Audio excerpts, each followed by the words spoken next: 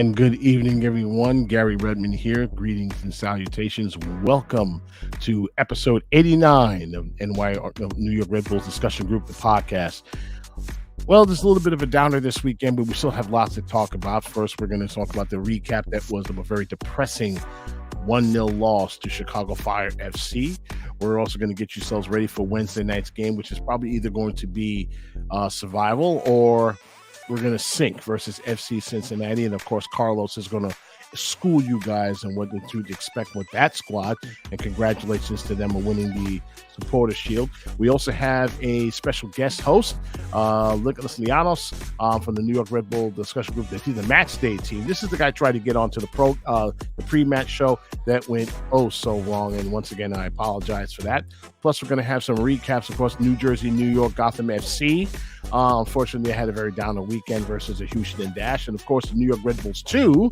And they move on to the semifinal round, of course, in the Next Pro playoffs. Plus, of course, naturally, final word from all you guys in the live audience. Welcome aboard. Of course, we're looking forward to hearing your comments and, of course, match predictions for the game ahead. And as always, of course, if you missed the live show, please don't worry about it.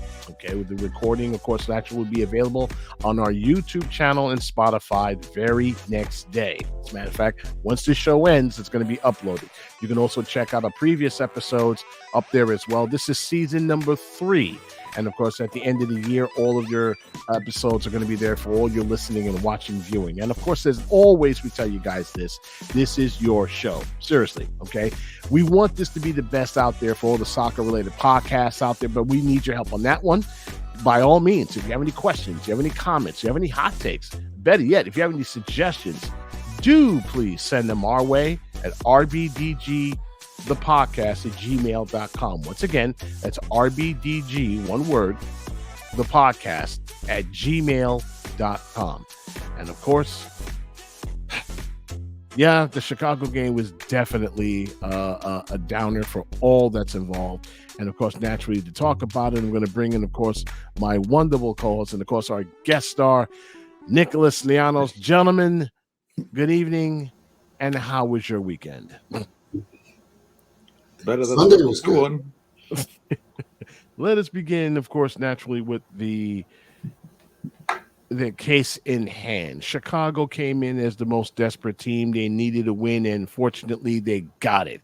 Red Bulls had everything. The scenario was basically going their way. I mean, the teams that they needed for them to lose, they lost. Some of them were tied. Even the NYCFC draw that they had a lead up until the last minute. Until Miami got one late.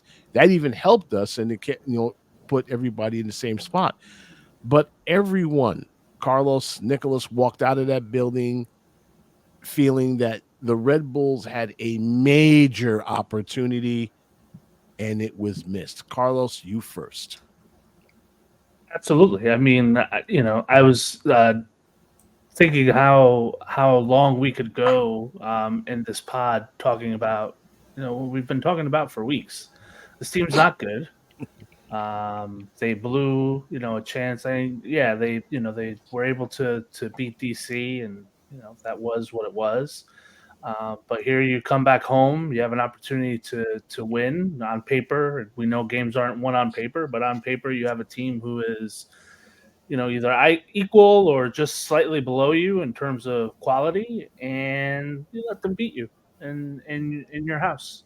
And so now, so now you have to, now you have to complete the tall order, which is not what you wanted, right? You have to go to Cincy, face the newly crowned Supporter Shield winners, and hope for a result there, and then then Toronto over the weekend, and then we have the international break until we get to decision day. So yes, let's be honest. And I was there on Saturday. I haven't been in a couple of weeks.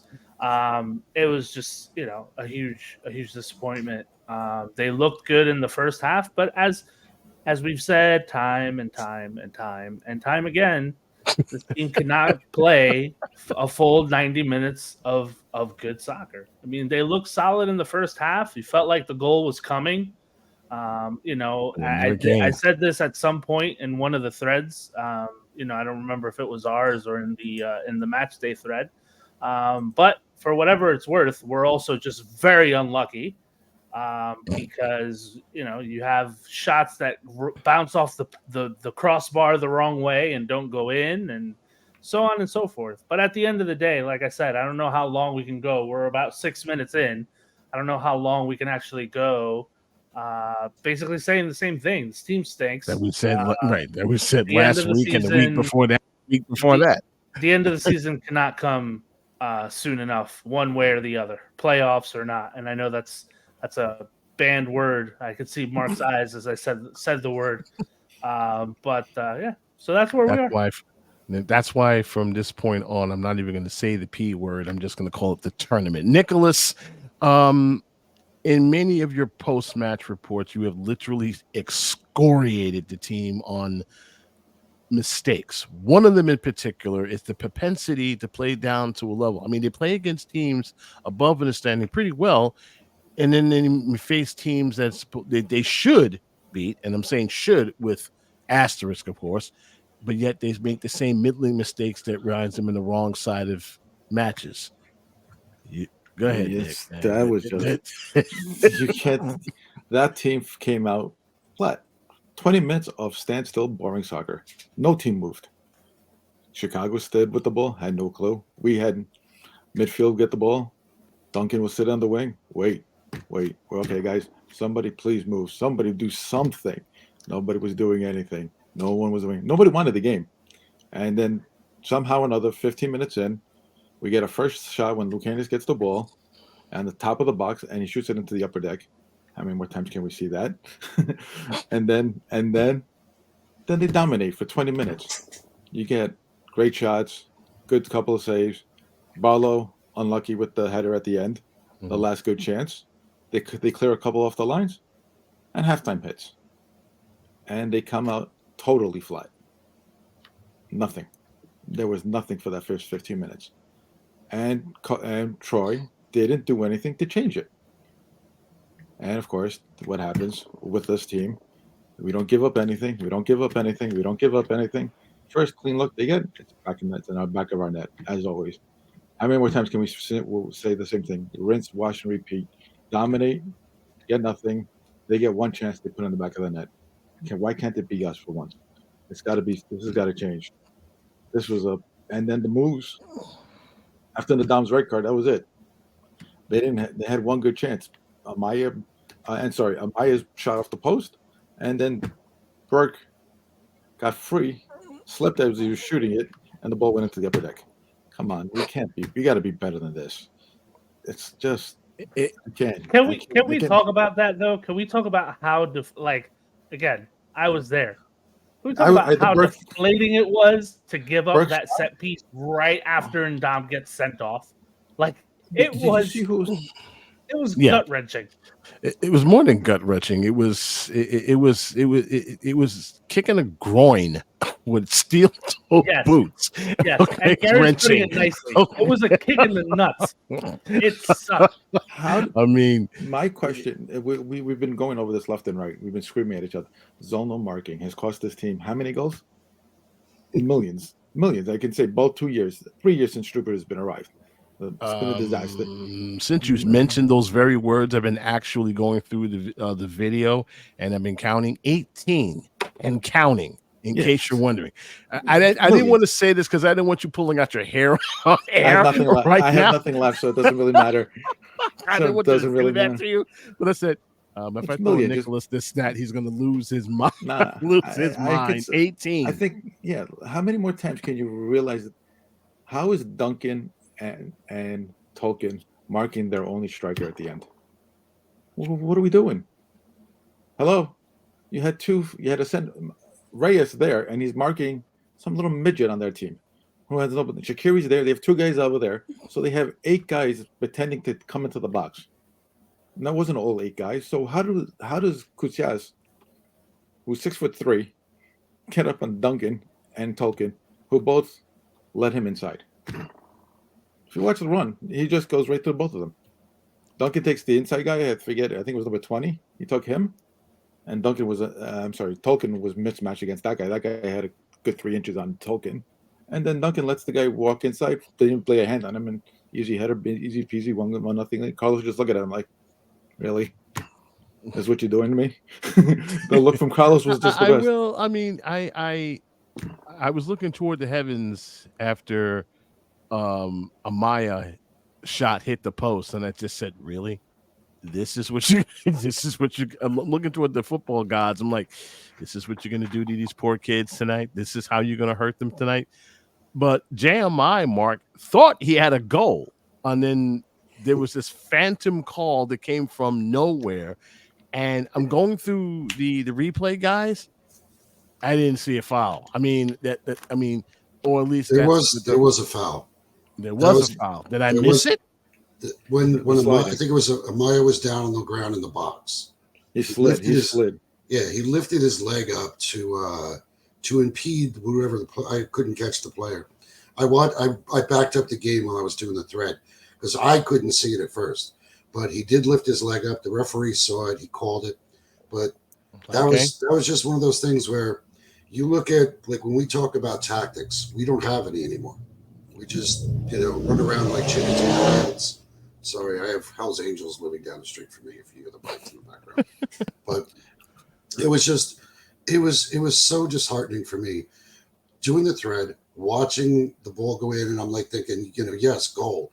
Because I'm actually listening to Red Bull Radio on my phone. So I'm 30 seconds ahead of the actual broadcast. So I know the ball was in the back of the net first. So that's the beauty of it when you're listening to them and you're watching the game. So you can actually know what you. Yeah, I know what's coming up. Right, and it makes doing the verify it afterwards. Yeah. So it's like I'm typing goal and I hit send, and then then I hear Jolly going, "Oh no, what is he calling?" And I'm like, "Oh man, did we just have a goal disallowed?" And then it's like as it plays through, and I'm like, "Yeah, all right." So he did foul the guy. It's kind of a tough call. If it had gotten reviewed, maybe it gets overturned. But the ref stood with his call. He didn't want to go to VAR. He chose to call it as a disallowed goal, and he awarded the foul. So we were talking. Nicholas mentioned we had several good opportunities for the second half of the first half. For 20 minutes plus, we were on the attack. We were getting to the goal, but we didn't score. And Barlow's header, that was like one of the 3 huge saves Brady came up with. So we go in at half, nothing. We've got nothing to show for all this effort. What does Troy do? Nothing. I see no subs. And then we're at 55 minutes. I'm like, all right, why isn't he putting somebody in? I'm like, Omir's not doing his job. We're getting the Mr. Hyde, not not the Dr. Jekyll, not the Mr. Hyde. I want to know why it was Hurtado. I mean, why is he getting any minutes? I guess he was saving him for Red Bull 2 to play. I don't know. I just and somebody mentioned it in the discussion. Why does it matter though? I mean, we don't have anything proven on the bench. Yeah, but nothing proven. Everyone's criticizing Lassane for the sub he did or didn't make. For what? There's no one on the bench. So you know what? Run out the 15-year-old who hasn't played a single minute in MLS. For all we know, he could have saved our butts, and then Troy would be the hero. So again, he's a genius. No, but you're talking about having him be another. You want him to be Serge Noma, to come in, score a goal, be a hero. The kid's 15. He's not going to do it. Hurtado's the choice to come in. And I would have taken Manuel off, not Barlow. Manuel was doing nothing. He wasn't making runs. He's running like basically 4 feet away from Barlow. Barlow needed to adjust off him because Barlow knows that he can't be standing next to Manuel. It was a complete mess. And Troy made no substitutes. And then, of course, we see what happened. Under Struber, he would have been yanked immediately. Yeah. He was like, "No, we can't have slow." Struber, but Struber was, he was a good tactician, but he was kind of he was an idiot when it came to common sense, So you can't win with. So we see the red card because of the second yellow, and I'm like, all right, the first foul that Ndam got for the yellow, was really, really weak. I didn't see that as a yellow card, but he got it. You got to play smarter than that. I saw him yesterday when he was at MSU. Yeah, and I talked had to it. him. Yeah, I talked to him. I know he branded to you, and we everybody knows he wants to play. He loves being here, but he's got to be smarter than that. And that he put us in a god awful position. And like Nicholas said, how many times do we watch this team just fall apart on set piece defense? It's just infuriating as a fan to sit and watch this team give up goal after goal. And here we are, down a man. We give up a goal. Now we've got to fight for our lives to even try to get 1 point.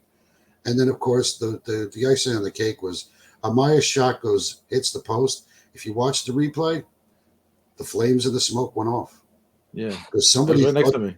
Yeah, it twinkled the back of it. It twinkled a little bit of the net on top. Yeah, that's how hard he hit it. Everybody thought it went in. Everybody thought it went in. He knew it didn't go in though, because after he hit it and he saw it bounce out, he just fell to the ground because he knew he had just missed that shot, and he didn't have much to work with there. There wasn't a lot of room to get that shot in, but that was probably one of his best shots. It just another inch, it would have gone in. He had a couple of good shots that were clear off the line too. No. Well, listen, they were playing 5 in the back, same as we would have done. Park the bus. You have a 1-0 lead. You're on the road. You're up a man. You park the bus. Yeah, they did the right thing. I'm not blaming Chicago. No, and again, Burke. But then you look at the last shot Burke had. Oh my God! Can you explain this to me? He turns the guy. I don't think that thing landed yet. I think it landed.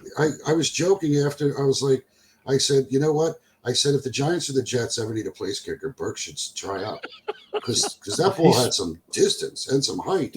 He whipped it so hard. Yeah, he slipped. He slipped. I saw him slipping in front of me, right in front of me. What is it with guys who try to shoot and instead of just putting their head down, they lean back? I don't get that at all. I mean,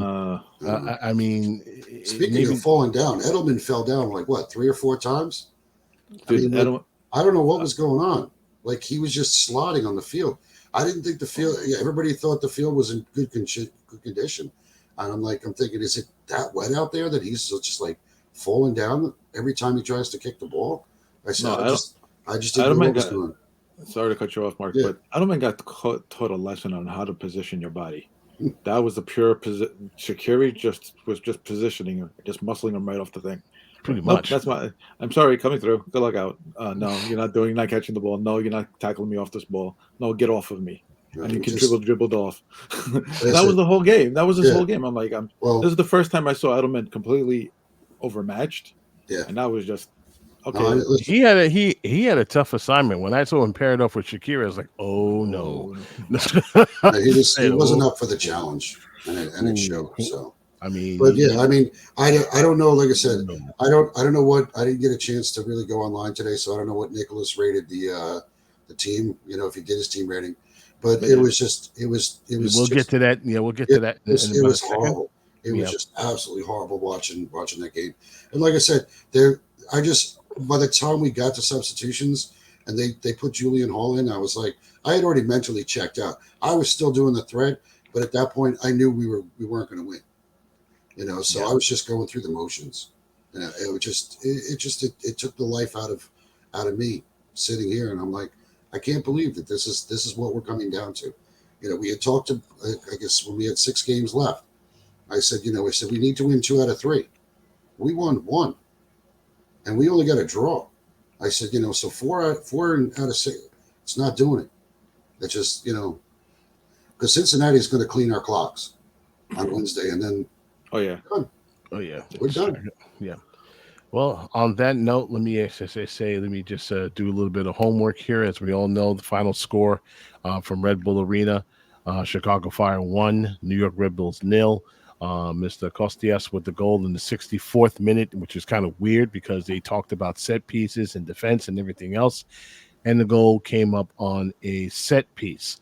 18 shots to 3 for shots on target for the Red Bulls, 5-2. Why is it every time when these teams lose, when the Red Bulls lose to these teams, guys, you look at the shots and shots on target is almost on single digits. I don't get that at all. The kind of nice thing about this game is that somebody got a debut, and of course, there's going to be a debate for that. And I'm going to ask you guys, and of course, the audience on that. Julian Hall basically was the youngest player to appear for an MLS play. Basically, he was 15 years, 190 days. Freddie Adu, remember him? Beating him 14 years, 306. Because of that, he passes the Metro legend Eddie Gavin and, of course, Serge Goma as one of the youngest players to make his debut for the New York Red Bulls and, of course, at MLS. And already we had one of our wonderful guys, make this claim about having Hall, and then that comes from, of course, our friend from Vincent Escobar. Says no reason Hall should have played on Saturday. I understand it if we're winning, but if that game was not, but that game was certainly not the time to give his debut. Hurtado, who they bought here for whatever reason, gets 0 minutes. So I'll leave it to you four gentlemen. Is Vincent right, or is he off target here? You guys can go first. Yep, Nick, you're first. You put the guy in a no-win position here. It's unfair to put this kid at 15 in that position. Was he ready for the spot? We're not here we can't see what he does at practice. But how can you put that kid in that position? Is my guess. What are we doing? And second of all, what is Hurtado? If Hurtado's here on a loan, play the guy. Play him every minute until he falls off. He's not your player. You're not getting him back. There's no point. No, you're not. You're not getting him back. But there's no option to buy. There's no option to do anything. Play him until he drops. So do something. Right. All you're doing is bring him here to suit up, which is kind of weird. I mean, do you actually need Do you need another guy to sit up and just do nothing? We only have like 9 of those guys on the bench that do the exact same thing. Carlos, you said that, what difference does it make if you bring in somebody in, and because in your eyes the season's over, so it isn't going to hurt anybody, whatever the case may be. But is it appropriate in your view? It's not even that the season's over. Like we know, again, and putting jokes aside, like we know we're not eliminated, right? If you look at the standings, and I'll touch on that a little later, we're still in it, right? So we're still playing for something, but we've said this all along. There's no depth. So again, thanks to the injuries, we got exposed. I mean, like I said, if again, this kid's 15, whatever, like he's on the roster. What are your other options? Hurtado's played a handful of minutes. We didn't see anything there. The last time he was on the pitch, he was practically a ghost. So I don't see what the difference is. To me, it's just an opportunity to point the finger at Troy, and he doesn't need anyone fronting or defending him either, but it's just another means to find a scapegoat for the fact that this team is just not good. Like they're just not talented. You said the word. I'll keep saying it. If people, I'll keep saying it. Yes, let's get everybody drunk. Playoffs. everybody drink. At this point, everyone. I think I mean, I see Lisa's comment. I mean, I don't understand why he was signed if we don't have an option to buy, and you're going to have him here and he's not going to play. You're just going to have him take up space on the bench. What's the point of having this guy here? Now he played a little bit on Sunday for Red Bull too. So what was the point of having him suit up? You put him out when you have the opportunity. That's why I was saying earlier, I don't understand why Troy did not make substitutions earlier on. And I would have taken Manuel out and put in Hurtado and let him and Barlow run together. Because they're both big boys. They're both fast.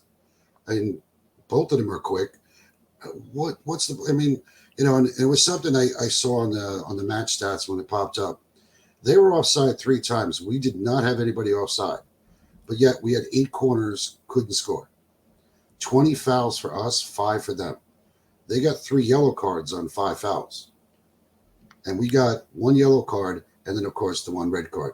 I inadvertently thought that Edelman had gotten a yellow card in the first half. And I think the referee had gone to his pocket, but then had a conversation with him. So I thought that he had gotten a card. And I think even, my my buddies in the broadcast booth on the radio, they both thought he was getting shown a card. So we were all kind of duped because the ref didn't give him a card. So it was one of those things where I look at the way our team is playing. I don't get why they choose to put this kid in. It just made zero sense to me at that point. It was all you're doing is, all right, great. We're setting a record for the youngest player ever in history of our franchise. Wonderful. What did it prove? He did nothing. And I'm not bad mouthing the kid. It's just he wasn't able to get anything done. It didn't jumpstart any offense. So the move was pretty useless to me. All right, one question before. Go ahead, Nick. Sorry. Yeah, why didn't Harper come in this game earlier? Because O'Meara was just nothing. That's what I was saying earlier about the whole tactical situation. If you're a coach, you have to make your moves when they make sense. You don't wait and react. You have to be proactive. I would have had 2 or 3 guys coming in at halftime, for to start the second half. Yeah, this was garbage. We saw the first half. I don't know where, Yeah, I know, Lanre. Like I said, it was one of those things where I'm like, I'm looking at what O'Meara's doing, which was next to nothing. Edelman was overmatched. It's time to make some moves. You're dealing with Shaqiri. The kid dealing with Shaqiri. There was not going to be a fair fight. Seriously. No, it's not going to be a fair fight. But at the same time, the man takes on and takes down guys bigger than him. All right, so it's no. Well, that's when you put Drew Yearwood in, because Drew's not one to just get rolled over. Yeah. Drew's a big boy. He's gonna stand there and he's not gonna let you push him over. Edelman's listen, he's kind of same thing we used to have with Ben Mines. We used to look at Ben Mines and be like, dude, you got to put some weight on because you're like a lightweight. I know soccer players want to be compact and but Ben had he got owned every time he was on the field playing in MLS. Yeah, so, that was the first. That was sorry guys, but that was like the first time I said, Edelman, go to the weight room. Please go to the weight room off season. Start taking the protein. Take whatever McGuire was taking. Start getting a little bit of that. Move in there, and go back out and see you in March. He was like, man, but again, that you should expect that Shaqiri's one of that type of player. I was going to do it to him.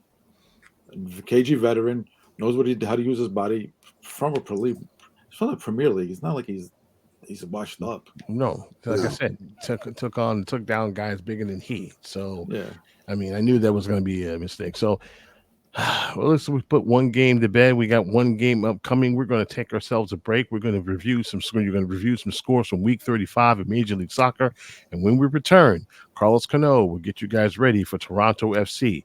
Will this be the end? We will see. See you back here in 30 seconds.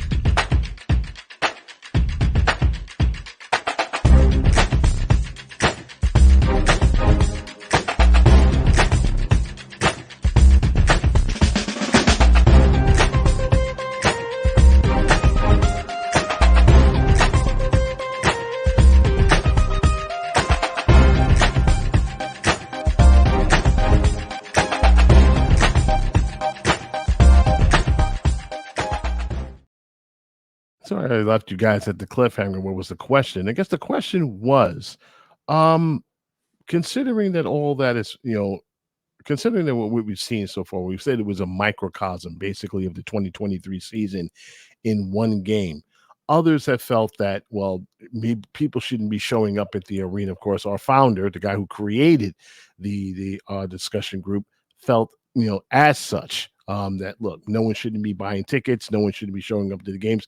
And while I understand in principle, it's also impractical. That building will never be empty. The last time the building was virtually empty was during the pandemic, when nobody was showing up to the games. Now, certainly when you have a hook, fireworks night, people are going to show up because it's, fireworks night. Anytime when it's involving free stuff or otherwise, fans are going to show up.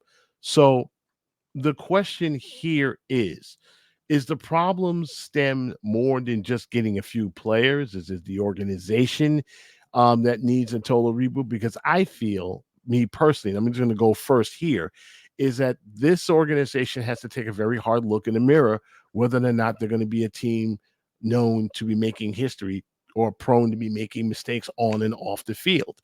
I think that those are fixable if you remove some of the people that's been making these same mistakes every blasted season and replace them with effective individuals who know what they're doing more than just, well, getting rid of the owner because the owner's not going anywhere. Because one of my cases here is this. It's working in Leipzig. It's working in Bragantino. It's working in Salzburg. The only place that's not working is Harrison. And if that's the case, then you really need to take a look at the people who are running Harrison and go, you know what? Red Bull way or not, we just suck. You guys, I don't know what you guys are doing, but you need to be replaced. At least that's my feeling of it. As I always said, I'm one man, one fan. That's my commentary for the entire, for the entire segment. Nicholas, Carlos, your thoughts, sir. Red Bull isn't going anywhere. There's too much to make over here. They're not going anywhere. You know that. Everybody should stop this ridiculous theory that they're going somewhere. They're not. They have too much invested. There's more marketing, players to find, and what's the likelihood of them finding another Tyler Adams than it is not. So why would you leave? They're not going to get. No one's going to pay him $700 million to leave, plus whatever the training facility is costing them to build. They're not going anywhere. But building, to your point, Nicholas, them building a second training center, a bigger and larger and better training center, that's one hell of a flex. Okay. Yeah. The first place they built, that's on rented land. So they said, okay, we know we need, a residency program for many of these kids because that's what's going to bring them in because you're competing with the colleges and whatnot. So you need to have a hook to bring these kids and hope to mine the next Tyler Adams, the next Serge Goma, the next whomever, okay, and then mine them into the next generation of Red Bull ballers. And you're not going to do that with the current training facility because it's dated. I've been there twice. And now I see, why they're building, a new center because it looks like it's just a couple of field and a couple of huts in comparison to others that I have seen built around the league. You should see Seattle's. Okay. So now that's what they're going to be competing against. Somebody went down to Austria and said, look, we're competing with colleges and everything else. You want us to be one of the premier teams in the league? We need to start young, and we need facilities to actually fit that. So they're rolling the dice on that end. Carlos, you're up next. It's the $1 million question, right? And I don't pretend to know a lot of the inner workings of the franchise or the organization. We obviously bring on folks onto the pod who are a lot more well-versed and knowledgeable about what happens behind the scenes, with the Red Bull organization and whatnot. What I do know is what we've seen, right, in the last, decade or so, the ups and downs of the franchise. And I think at this point, right, there's a part of it that's very similar to what I think we see in some of the other franchises in this area, where things have been done a certain way for such a long time and it doesn't seem to work, and they're just hoping that one year it does work, which I guess you always take that chance, right? And there's always the argument about, well, we've made the playoffs X amount of years straight, and what does that really mean in the grand scheme of things? Considering the playoff format, winning MLS Cup and all of that. For me personally, I think it starts with the front office at this point. I think we've said it so many times before. I don't know how Dennis Hamlin still has his job. He's got to have some kind of blackmail on somebody. He ducked Mark yesterday. He ducked me and Mark. Whatever.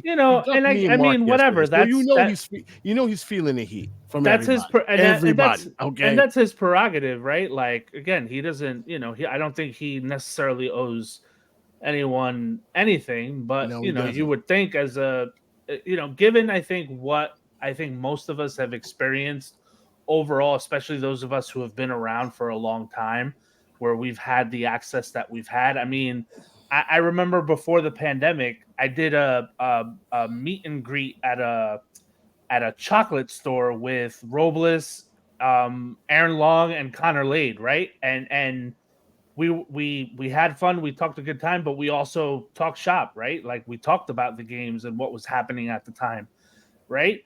But at the end of the day, they don't owe us anything either. No. Like they don't have to have those conversations with us, at any point. But again, like I said, I think he's one who has been around the longest. So it's hard to put into perspective, right? Because you have to also say that when this franchise was at its peak in terms of the success, Hamlet was there, right? Mm-hmm. So, I suppose we have to give him his flowers then for getting to that point. But you also have to be able to take the heat when we're not there either, right? And so I think, to not have the conversation with somebody when you probably would have it if things were going well, it's a little shady. But long story short, like I said, I think to me it starts in the front office, and it kind of trickles down from there. And this, I think we've said it a million times, this offseason is going to be very interesting. It's going to be the most anticipated and the most looked at in a long time. Mark, we're going to make this short before we go into our focus with FC Cincinnati. The question was, given what we've seen so far, I mean, a lot of the blame is basically going on to the front office. Most of it basically, well, let's be honest, okay, justified. Justified. I'm using that word deliberately. I'm trying to keep this PG rated, man. All right. Listen, I don't mind him ducking me yesterday, but ducking you is wrong. You're part of the press corps. Yeah. He really shouldn't be ducking you. All right. But Carlos brought up a point that, he should get credit for some of the teams we've had. I would beg to differ because I think Ali Curtis was the guy who brought in most of the players that were responsible for the Shield winning years. All right. With the exception of, I'd say, Danny Royer, because I think obviously he was brought in after Ali had left. But the base of this team were guys that Ali Curtis had brought in, and then Jesse was coaching. And I've said it many a time. This franchise has been on a progressively worse downward spiral since the day Jesse walked away from us. And it shouldn't be. And it's sad. 2018 was our year. And he didn't finish the job. He walked away. He left us with the gym coach. All right. Ugh. Then we get Struber. And Struber, well, gym coach had fans that I had to fight with, but that's another discussion for another pod. Struber got brought in, and what does he do? He really didn't do much with what he had. He openly complained that he wasn't getting the players he wanted, basically criticizing our front office. And was told to shut up. Yeah. Now people forget blame, that. Yeah. People want to put blame on Marc de Grand Prix. What people have to remember is Marc de Grand Prix runs the business side of New York Red Bull. Okay. He doesn't run the sporting side. He has nothing to do with player contracts, coaching contracts, or the sporting director. Or the head of sport, or whatever other title you want to throw in there. He has nothing to do with the training facility as far as who's hired to be an equipment manager, who's our physical therapists, our doctor, nothing. He handles the running of the arena. He has to deal with Delaware North, all these other. Why did you fire Becky? Come on, man. Hey, that's the stuff of legend. That is the quote of the town hall. Right. That is the stuff of legend right there. But that was and John Simolis, ladies and gentlemen. What I found hysterical were the commercials that they put out when he was first hired as the coach. Jesse or Petke? No, Petke. I love the fact that he showed up to the office in his player's uniform. And then they're like, he comes into the meeting and everybody else is like, polo shirt, tie, and he's wearing his uniform. He's got his kit on. And he's like looking around like, well, what did you hire me for? Even he was not sure what he was hired to do, but we all know how that went. But I don't know. I look at what's been going on, and like I said, I think that there's just no way, looking at this table, without a miracle, that we're going to get into. Everybody grab their drink. We're not getting in the playoffs. The streak is going to end, and that's it. It's over. And as far as I know, there was a huge discussion this afternoon, and I had people message me and tell me, listen, I didn't mean to upset you. And it wasn't a matter of upsetting anybody. No. I just think it's a matter of one person wanted to voice their opinion. I'm a season ticket holder. My tickets are paid for. If I go Saturday, I stay home Saturday. The team's already made their money.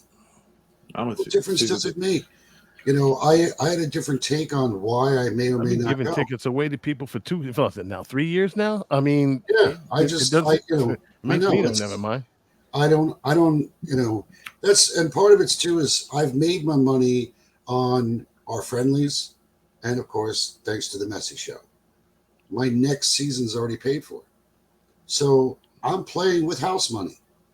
So if I go, I go, and if I stay home, I give my tickets to several different people that I know, that I'm friendly with, and that have asked me, and I don't mind. I'd rather somebody go and enjoy the game than to see the seats stay empty. And I think somebody I'm very good friends with had mentioned it earlier today. I go to support the team, not their policies, not the ownership. Yes, I drink Red Bull. That's my choice too. All right. But my choice to drink Red Bull or not is not going to end their staying in Harrison. If I suddenly decide to switch over to Monster Energy, it's not going to break them. I'm sure it's not, because I'm sure that my purchases of Red Bull are not supporting their F1 team. I guess eventually it does trickle down, but I'm not the make or break on whether they can afford a new set of tires for the F1 team. It's not going to be a difference between signing another striker that's not going to do anything for our team, or a striker that will do something for our team. Because it's been the front office and the scouting department that has not gotten the job done. They haven't given the product to us, and they haven't given the product to the coaches. And even our coach maybe is not the guy for the job either. So where do we go from here? I think we somehow managed to get through the next 3 games, end the season. Everybody says goodbye, and about a third of our team doesn't return next year. And I don't think our head coach comes back either. All right. Speaking of which, not to cut you off, guys, because we're running out of show. Speaking of which, let's talk about FC Cincinnati, the team's next opponent, and this could be the beginning of the end. Well, it was already the beginning of the end, but it could be the most definitive end. Should the Red Bulls slip up and lose in a place where most teams slip up and lose. Carlos, you're on. So Wednesday night, folks, 7:30 p.m. kickoff on MLS Season Pass on Apple TV.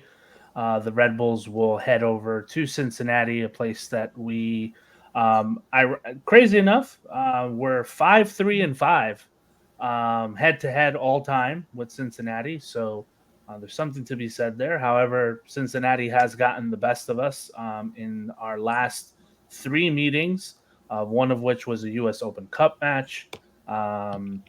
Most recently in July, though, they did beat us at home by a score of 2-1.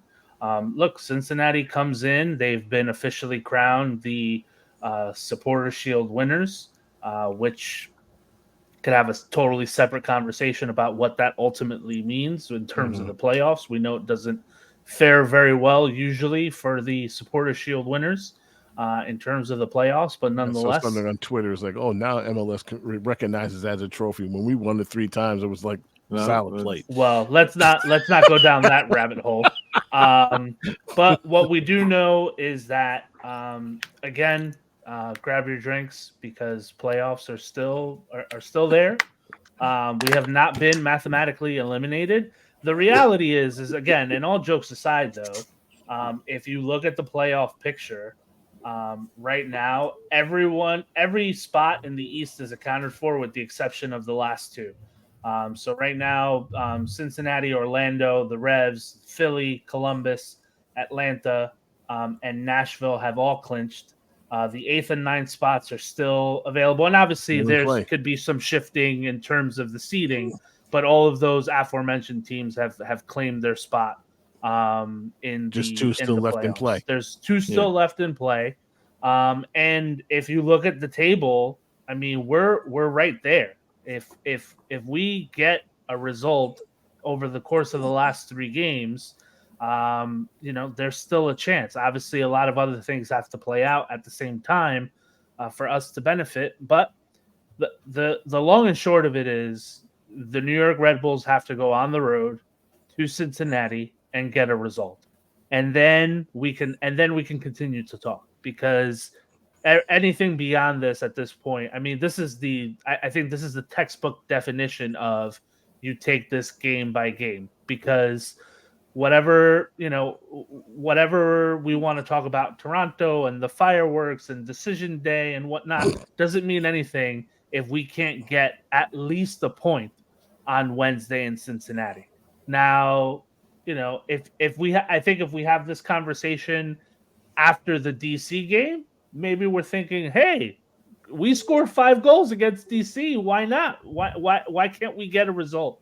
But after what we saw on Saturday, I mean, what we saw on Saturday, what do you know? But here's the kicker, right? And here's the thing here's the thing that, and we'll have to see how it kind of works out. But so Cincy have clinched. They're the Supporters Shield winners. They have the best record in the league. Do they now say, all right, we have to get ready for the playoffs? Let's go ahead and throw in the B team. No. I mean, I don't think so either. But you can't not have the conversation and say, well, maybe since he's like, you know what? With a chance to slay one of your rivals finally, for the end of the season in front of the home folks. No. I don't think so going either. To give us a chance to get up off the mat. No. If they can slay the dragon, the Red Bull dragon, they will make us pay. If it's 5-0, they're not letting their foot off the gas. Of course. I completely agree. They're going to give us a chance to even get a goal. I mean, they would like the clean sheet. They would like to see us go home licking our wounds. There's no way. Those people do not like us. They watched us. And listen, the USL side before they became MLS. Remember, we were the team that killed their Open Cup dreams. Yep. Half the nation wanted these guys win. I wanted these guys to win. Because they would have been going to the final. Correct. Yeah. And what did we do? We ruined it. Yeah, we ruined it. They've had an axe to grind against us since then. Yep. Okay. Dude, they were crowned. You forget, they were crowned in Toronto. This is their first game to host it in front of their fans. Yep. Do you think they're gonna take their foot off the gas on Wednesday? No. Absolutely not. Not Saturday and Sunday. Saturday and the following Saturday, they might tweak things around. And then but let's remember this game. No. Let's remember as we go into Wednesday that of course we will be down Hassan Ndam, who picked up the red card, so he will not be available. So Nealis didn't play on Saturday, which led you to believe he was going to be the one to start on Wednesday. So my guess is Reyes played the full 90 on Saturday. So I don't see him starting. So I guess we get a Matthew Nocita sighting potentially on Wednesday. No, you got to play Reyes and Nealis. You got to play. Reyes. I don't disagree, but we know the crazy / lackluster coaching decisions that are being made. So again, who knows? Right? Toronto Nadam played well against Toronto, so you just all right. Let's switch. Let's Nealis and Nadam play against Toronto. They actually worked in Toronto. Right. Well, we're gonna be in a very bad situation And we're really truly. I think Carlos said it best. We're faced with a must-win situation going into Cincinnati, and it's the last place in the world. You're playing against whether you like it or not, the Supporter Shield winners. All right, these guys are the best team in MLS this year. We've got to go into their house and get a win, not a draw. We need 3 points, and we put ourselves in this position because we didn't get it done against Austin.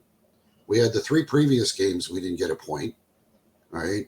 But we were in 2 of those 3 games. Philly, not so much. All right. But New England. And we walked us out of the club. Yeah. Right. So we go to DC. It started nice. Yeah. We go to DC and sure. All right. We go, they're not that good anyway. So we go in there, we throw a 5 spot on the board. And then everybody starts thinking, oh, we're going to come home. We're playing against Chicago. They're not that good. And well, at least that was the plan, but until they had different plans. Yeah, but that obviously isn't how it worked out. So now, I don't quick in talking about how bad or not Chicago may or may not have been. Can we talk about the fact that the reality is that game should have ended 3-0, and they literally missed 2 of the worst. Yeah, I mean, Shaqiri. That's. I mean, I'm just trying to make ourselves feel better about what happened on Saturday. I mean, let's be honest. I mean, if we're gonna, it was bad though. I mean, it was. That was like I was sitting there getting ready to type goal, and like the ball goes wide, and I'm like, how did he just shank that shot? He put his head down, and did you see it? He put his head down before he kicked it. I went, oh no. Oh, he knew. He went, oh no. He knew. He was like, oh man, I just blew a big one. I mean, and then watch these guys come back and score. He was holding his breath, and he didn't exhale until the final whistle because he figured that, oh God, I missed the chance to bury these guys, and now they're gonna hit it in the back of the head. Shabilko shot went off the post. That too. So it was like, that's what you're talking about. This should have been 3-0. Yeah, and so Gutierrez had to get through. So like, but I mean, the same could be said for us. If it wasn't for their keeper, and Garry and I, we've had this thing going for like the last 3 years now. Chris Every Brady, time man of the match. a young keeper comes into our building, he just seems to want to step up.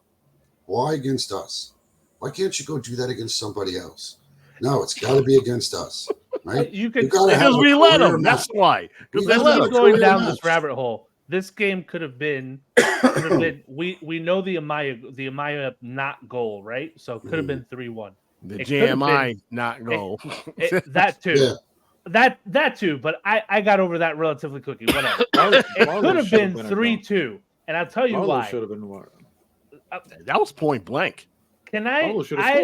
So for as much as we rank on Tom Barlow, can I tell you how my heart sank for him? So I see him come in for the header, and I'm like, I was ready to jump out of my seat because I was like, that is what you want. Like, you can't serve it up better than that, and it ends up in Brady's hands. Like, for as much as we bust his chops, I felt so awful for Tom Barlow. Because I'm like, that's the goal you want to score, and you can't even score that one because the keeper stood on his head. When he hit that, I was watching the play develop, and I'm like, I type yes in capital letters, and I'm getting ready to hit send, and then this guy's hand came out of literally what I thought was nowhere, and he puts his hand up. He did not get much on that ball, and he barely got to it. Because he didn't put it wide by much, but he did get his hand to the ball. That should have been Barlow's like crowning moment. Finally, after all this time, you get the goal you should be getting every freaking third game. And the worst part was he literally saw it happen, and then he sat down on the pitch like he's 7. And if he was 7, he probably would have bawled his eyes out. I would have cried if it happened to me. I mean, I'll be honest. I would have cried. That was a save that was a save that took his heart. I ain't gonna lie. That was a save that basically took his heart. So yeah.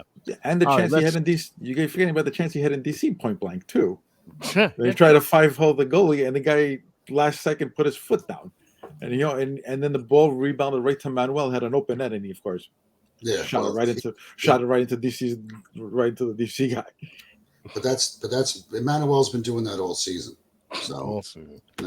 All right, we have some other scores to report. It was a good news, bad news Sunday that took place. So our first stop, of course, is at MSU Soccer Park, where the New York Red Bulls 2 advanced to the next round of the MLS Next Ball playoffs by knocking off Chicago Fire 2. Prepper the only goal for the visitors. Sabufu, Mullings, and of course, a brace by Kasule. And it was just simply no contest. The young guns took off like, sprinters right at the gun and just simply laid waste to Chicago, basically dominated them, only to, except that the set piece goal scored by Prippa didn't kill us.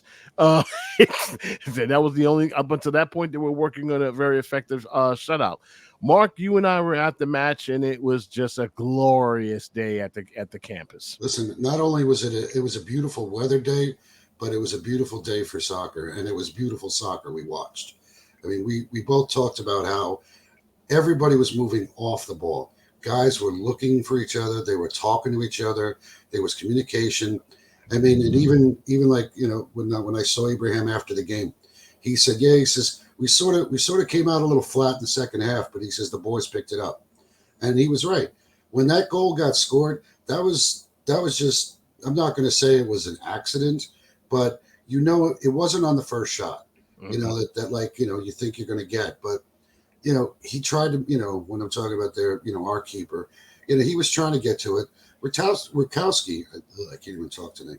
Rutkowski's the replacement for AJ because AJ is still out. He's not exactly as tall as AJ. So, it's kind of like he's trying to make the most of his situation. Otherwise, he was positioned perfectly for every other play in that game. So he made the one mistake. But we already had a 3-0 lead. But then we got the fourth goal. We probably could have added on, but the guys were getting a little chippy, but they stayed on it and they got the game. Now the question becomes, who do they take on? Because it's, as of right now, nothing's been updated. But, right, it's listed as TBA. Yeah. And to Mark's point, for those of you who are not indoctrinated in of the MLS Next Pro League, the number one seed, in this case that belongs to Crown Legacy, they get to pick their opponent for the next round. So that's what they're waiting on. They're either going to pick either Columbus or they're going to pick us for the next round, and then after that they go on to them. That's then of course is New England faces whoever is left. So if, for example, if Crown Legacy picks, say, for example, Columbus 2, which was the reigning defending champions, then we get New England at home because they, of course, we finished higher than they are.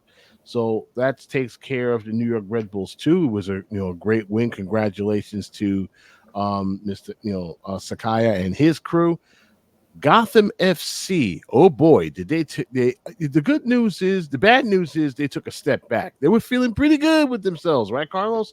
Until they ran into Michelle Alozzi, who scored twice and simply downed Houston Dash down Gotham FC by a score of 2-0. Now, the good news out of all this, ladies and gentlemen, is that Gotham FC sticks around in third place. They are 2 points behind OL Reign. Having a hard time calling that team. However, they're 3 points behind the San Diego Wave. So first place is still in play with a couple of games left to go. However, Carlos, guess who they play next? They play Portland. That's then got to be the game of the year, right?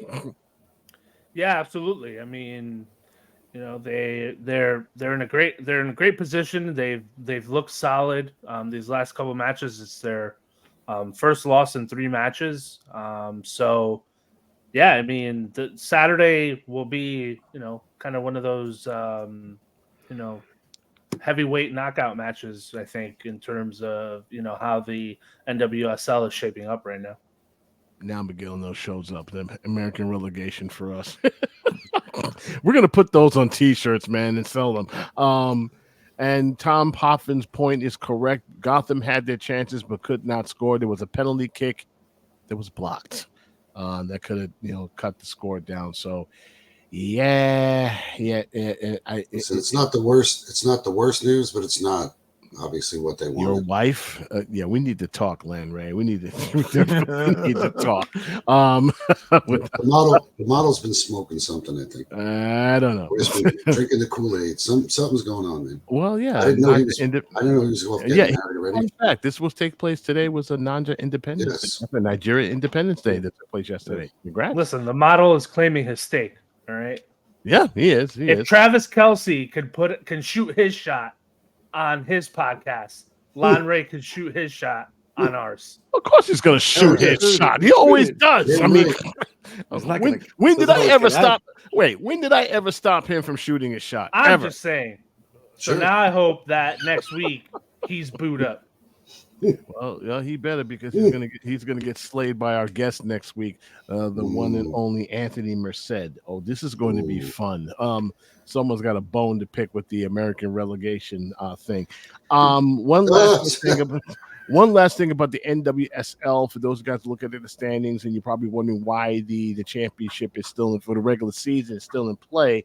Remember, the top two teams get a bye. So if you finish first and second, we don't see you until the semifinals.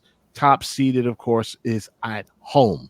So either way, right as it stands right now, Gotham has a chance to host the first round at home if things end today.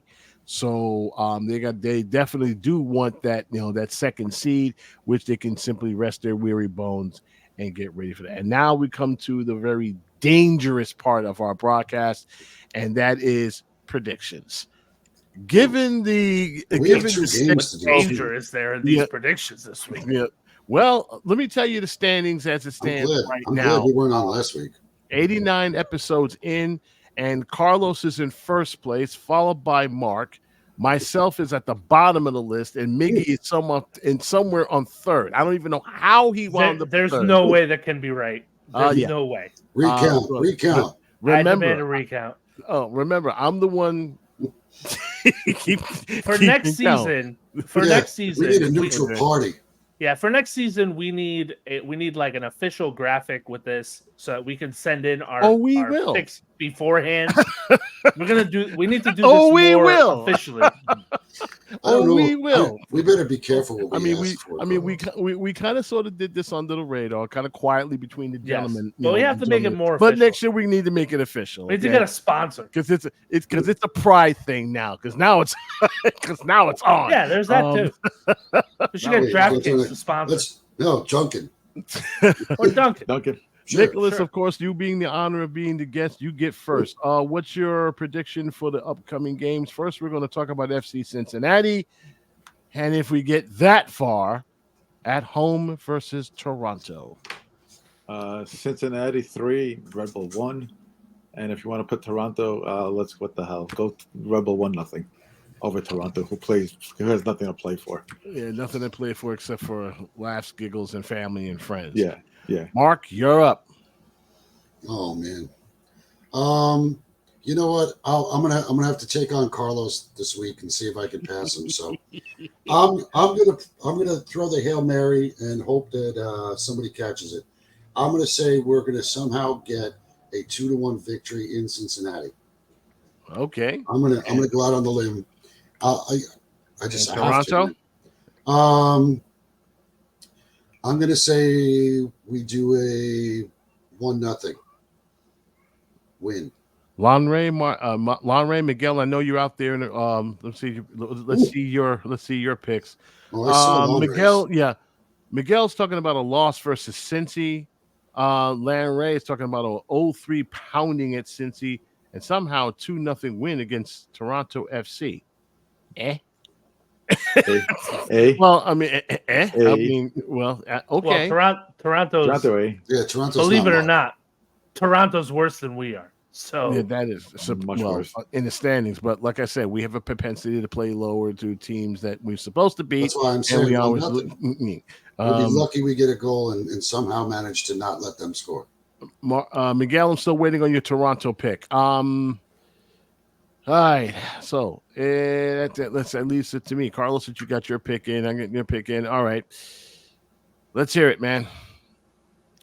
Um, uh, what is logic anymore? What makes sense anymore? I mean, Miguel said there's a keep win this- versus TFC. So go ahead.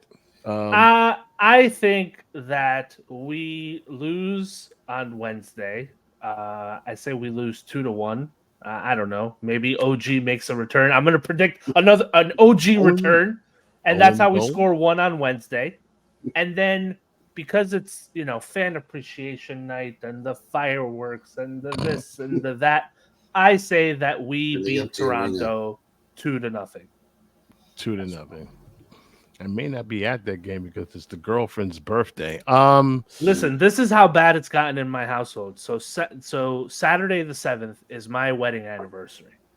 And Clarissa is like, I cannot think of something that I don't want to do more for my wedding anniversary this year than go to the Red Bulls game because they're so bad. Look. And I don't blame her. Look, if you take her to that game when your wedding anniversary and she complains because I will never forgive you. No, I can't. I can't because she always complains to me when you do. I can't do it. I love my wife too much to put her through that torture. Please, no. If I can take a night off to take care of the girlfriend, you can do this for the wife. For me, I'm going to call a loss. Okay, it's usually every time when these two teams face each other because it's a tight, taut, two-fisted affair. There's going to be lots of fouls, lots of them. Okay, the only difference is which foul is going to be the one that causes them to make the mistake. Is it going to be us or is it going to be FC Cincinnati? Now, FC Cincinnati is good enough to survive their mistakes. New York hasn't. So I hate the fact that this team is forced to play perfect, basically forced to be mistake-free football guys in order to walk out of there with some points. But the inevitable is going to happen. They're going to stub their toe, and then there you go. Okay, they simply don't have the horsepower nor the firepower to keep up with FC Cincinnati. It's a loss. It's at least we'll probably get a goal just for pride, but that's about it. As for Toronto, there's nothing to play for, really. I mean, I'm gonna go on the limb and do something called a scoreless draw. And that would be that. And that will be two terrible teams that can't score. Right, two terrible teams that can't do jack in front of the net. We'll get lucky. Goalkeepers you're going to get nothing and like it. that's basically it.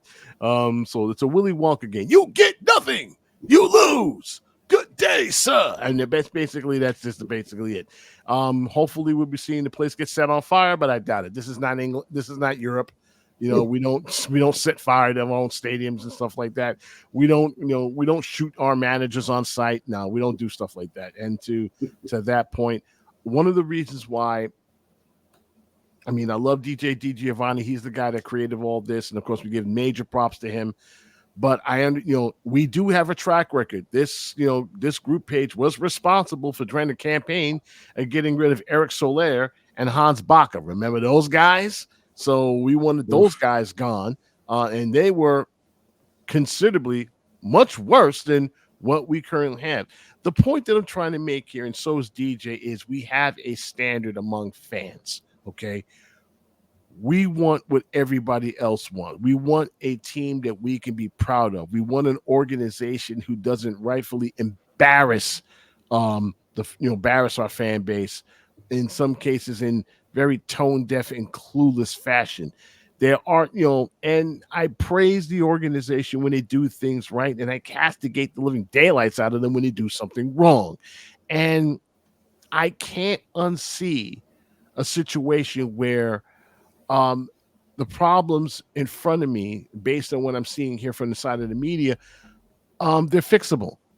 And, for an organization that prides itself on being professional, you're doing a lot of unprofessional stuff. No, it doesn't have to hit the front pages because, frankly, the major news media don't care enough to follow the Red Bulls. Honestly, aside from the Van Zier incident, which we now call, not much else. Not much else has really hit the radar. Not much else has really made a ripple. So we're thankful for that. I mean, in some cases, we're very thankful that we're irrelevant. And part of that reason is because we don't do enough to make ourselves irrelevant. I'm going to give all of you guys a very unpopular opinion. You know the team that you consider laughing about, all that team, you know, that homeless team, NYCFC?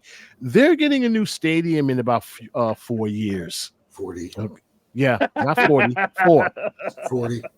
Okay, they're getting a new stadium pretty soon. And go. when that happens, and That's not another block for my house. It's not going to happen. You know, and mark my words, should it, okay, I'm going to put it in capital letters, Nicholas, because I live in the same city these guys build stadiums on, and it's hard building stadiums in New York City. Ask the Jets. Okay. I live in Whitestone. I know. Okay. Ask the Jets. They thought they had a deal signed, sealed, and delivered. The only thing that didn't happen, the shovel's on the ground. So until I see that, I'm gonna put the word. Oh, there were shovels on the should. ground, but now it's apartment buildings. There you go. Okay, we need housing. We need housing more. We need stadiums. Yep. The only other new facility that was built, other than Citi Field, and of course the new Yankee Stadium, was built right across this park, which the Parks Department of the City of New York is had to sue the Yankees to build new parks, otherwise because they were violating a state law.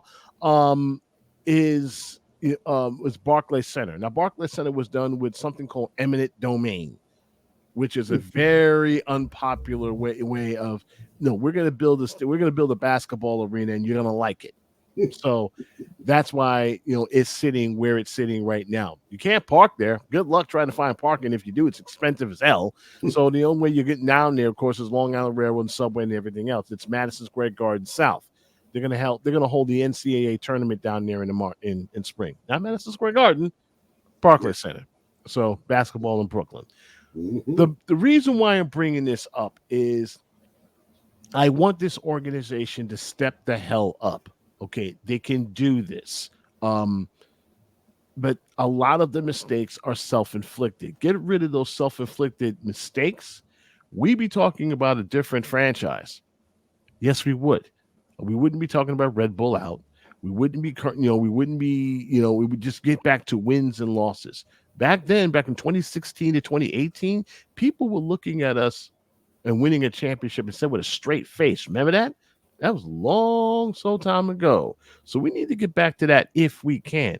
But the only way that's going to happen is if, and I said this before, if this organization needs to take a very hard, long look in the mirror and go, you know what? We need to cut the crap. We need to be honest with our fan base. We need to be honest with ourselves, and we need to step it up because you don't have any excuses anymore. And as far as the supporters and the fans are concerned, they have nothing more to prove. Nothing. It's all on them. The mistakes are all on the front office, and it's for them to solve. And it's on them and them alone. And on that, we shall end our nice little episode. This is episode 89 of New York Red Bull Discussion Group, the podcast. Our friends are going to come back.